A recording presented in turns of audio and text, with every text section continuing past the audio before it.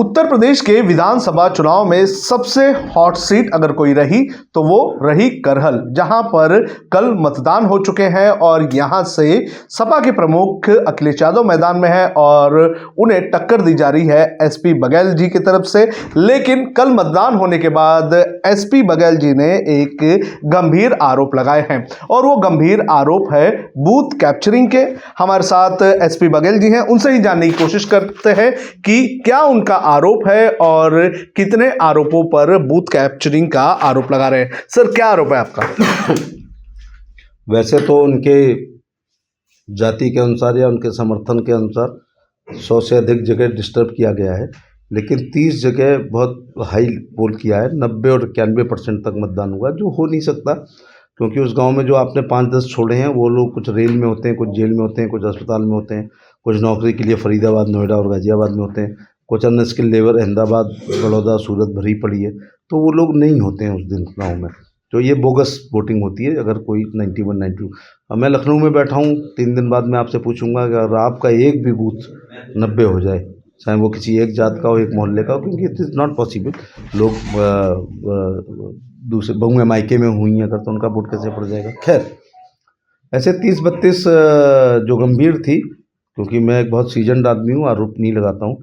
जो हमें कार्यकर्ताओं ने बताया, अपनी आंखों से देखा, अभी आपको वीडियो दिखा रहा था जिसमें छोटे से बूथ की मशीन के ऊपर 5 लोग खड़े हैं, मैंने आपको अभी दिखाया। तो उसकी शिकायत की है। अब आयोग कहता है कि एविडेंस होनी चाहिए, साक्ष्य होनी चाहिए। मरता हुआ, पिटता हुआ, भागता हुआ आदमी एविडेंस कलेक्ट नहीं करता है, जान बचाता है। तो ऐसे 33 बूथों की, और उसी समय सेम टाइम, हमको पहले से कैसे पता था, सेम टाइम हमने मेल किए हैं चुनाव आयोग को और भारत निर्वाचन आयोग को, राज्यों को।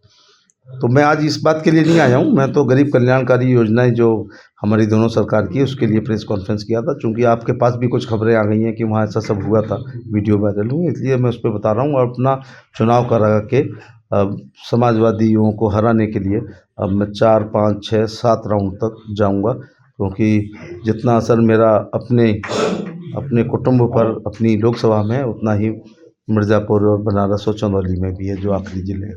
सर, आपने कुछ एविडेंस दिए हैं इलेक्शन कमीशन को?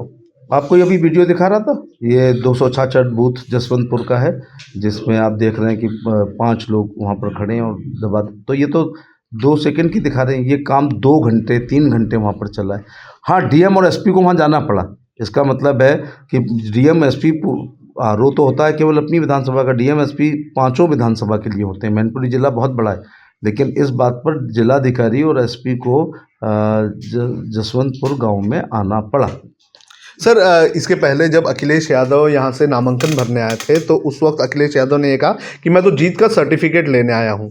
इस दौरान आपको 10 बार मिल चुके हैं, ये सवाल क्यों नहीं पूछ रहे उनसे कि आप 6 तारीख को फिर गए, 6 के बाद फिर वातावरण बना तो 17 को दोबारा आए हैं। 2 जगह यूपी की किस विधानसभा पे गए? करहल जैसी मजबूत सीट दूसरी कौन सी है? तो जब पिक एंड चूज करते हुए अपने लिए खुद अच्छी ले ली है, और वहाँ पर भी ये हालत है कि अपने बीमार और वृद्ध पिताजी को भी उनको 17 को लाना पड़ा। तो सब बच्चे अपने बाप की बुढ़ापे की लाठी होते हैं, ये श्रीमान जी का सहारा वृद्ध पिता हैं। तो वो सोच रहे हैं दुनिया बेवकूफ़ है। अब आप पूछोगे कि आप 2 बार क्यों गए, तो कहेंगे लीड के लिए गया, तो अपनी बात पे पलटे क्यों? दूसरा, नेताजी को क्यों लाए, तो कहेंगे आशीर्वाद। घर की डाइनिंग टेबल पे दही खिला के दे देते, तिलक लगा के, तो उनको सार्वजनिक रूप से इस मौसम में लाना पड़ा। तो हम लोग मनोविज्ञान के बच्चे क्या जानते नहीं हैं, राजनीति कर रहे हैं, जानते नहीं कि ऐसा क्यों हो रहा है। रामगोपाल जी और डिम्पल जी और अक्षय जी और शिवपाल जी जो दूसरी सीट पे लड़ रहे हैं, उनका और धर्मेंद्र जी का और अक्षय जी का आना, 3 पीढ़ियों ने मेरे खिलाफ वोट किया है। मुझे तो महाभारत का दृश्य वो याद आ गया कि अभिमन्यु को घेरने के लिए 7 महारथी थे जी, वो दृश्य मेरे को याद आया। लेकिन ये भी दृश्य याद आया कि द्रोणाचार्य का पुत्र अस्वस्थामा जरूर था, लेकिन उनकी शुभकामनाएं अपने काबिल योग्य शिष्य अर्जुन पर थी। तो आप ये चक्रव्यूह तोड़ पाओगे? हाँ, देश काल परिस्थितियों के अनुसार किंवदंतियां बदल भी जाती हैं। इस बार जयद्रथ मारा जाएगा, अभिमन्यु नहीं मारा जाएगा। सर, अखिलेश यादव के लिए तो आपने कह दिया कि सभी लोग आए थे प्रचार करने के लिए, मुलायम सिंह यादव भी आ गए, पूरा परिवार आ गया प्रचार करने के लिए, लेकिन आपके प्रचार की जब बात आई तो प्रधानमंत्री नरेंद्र मोदी नदारद रहे। नहीं, हमने कब कहा है कि हमारी पार्टी के नेता नहीं आएंगे? मैं गृह मंत्री जी का, उप मुख्यमंत्री केशव मौर्य जी का, मुख्यमंत्री जी का आभार प्रकट करना चाहूँगा कि हारी हुई सीट पे बड़े नेता नहीं जाते हैं। ये बड़े नेता इसलिए भी आए हैं कि सहारा देने के लिए भी, और दूसरी बात है उनके आने से जीतने की स्थिति में आ गए। लेकिन प्रधानमंत्री जी 402 सीटों पे कहाँ जा सकते हैं। लेकिन प्रधानमंत्री मेरे को जगह जगह खड़े मिले। जब मैं शौचालय देखता था, आवास देखता था, या किसी विधवा को देखता था, विकलांग को देखता था, वृद्धावस्था पेंशन धारक को देखता था, किसान देखता था, तो मुझे 2000 की 10वीं किस्त वहाँ दिखाई पड़ती थी। तो प्रधानमंत्री का आशीर्वाद तो हर गांव में मिला। ऐसा एक भी गांव नहीं है जिसमें 30% लाभार्थी प्रधानमंत्री जी की योजनाओं के ना हो। सर, अखिलेश यादव ने यह कहा था कि एसपी बघेल जी की तो जमानत जब्त हो जाएगी। मैं इतनी बड़ी राजनीतिक लफाजी नहीं कह सकता कि उनकी जमानत जब्त हो जाएगी जी। ऐसा राजनीति में किसी ने बयान दिया नहीं, तो मैं नहीं कहता कि उनकी जमानत जब्त हो जाएगी। वो हारेंगे ये मैं कह सकता हूँ। लेकिन मैं आज 21 तारीख को बीजेपी के कार्यालय में समय लगभग 5 बजे पूरे होशो हवास में शपथ पूर्वक इस बात को कहता हूँ, मैंने जमानत बचा ली तो अखिलेश यादव को सार्वजनिक स्थल नहीं, वो अपनी घर की प्लेट में थूक के आपको कैमरे पे दिखाते हैं चाटते हुए। और मेरी अगर जमानत जब्त हो गई, फिर कह रहा हूँ जमानत जब्त हो गई, जमानत जब्त हो गई, तो लखनऊ के चौक पर वो थूकेंगे तो मैं चाट लूँगा। जिससे आप ये 10 मार्च को जरूर दिखाना, जैसे एक पार्टी के जिम्मेदार आदमी जब ऐसी राजनीतिक लफाजी पर करेगा और वो बात सिद्ध नहीं हुई तो उनके कार्यकर्ता भी ऐसी करेंगे। तो नेता को एक बार चाटते हुए दिखा दोगे ना, तो भविष्य में कोई ऐसी गर्वोक्ति नहीं करेगा।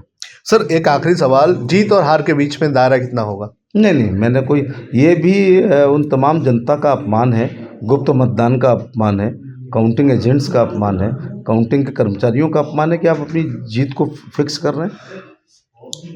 गढ़ टूटेगा, कमल खिलेगा। तो एसपी बघेल जी हमारे साथ थे, उन्होंने गंभीर आरोप लगाए हैं बूथ कैप्चरिंग के, और साथ ही साथ उनका ये कहना है कि जब 10 तारीख को नतीजे आएंगे तो करहल से उनकी जीत निश्चित है। Sonu Kanaujia, HW news, Lucknow. नफरतों का बाजार, सपनों का कारोबार जारी है। अच्छे दिन तो झांकी थे, अमृतकाल अब बाकी है। मन की बात आप तक पहुंचती है, लेकिन आपकी आवाज का क्या? जिन्हें लोकतंत्र का चौथा स्तंभ कहते थे, वे अब सत्ता की गोद में हैं, सत्ता के सामने नतमस्तक हैं। लेकिन अब भी कुछ आवाजें हैं, बेखौफ, बेबाक, जिन पर लोगों को भरोसा है। चेहरा बदला है, तेवर वही है। देखिए मुझे, सतीश शाह को, HW न्यूज़ पर।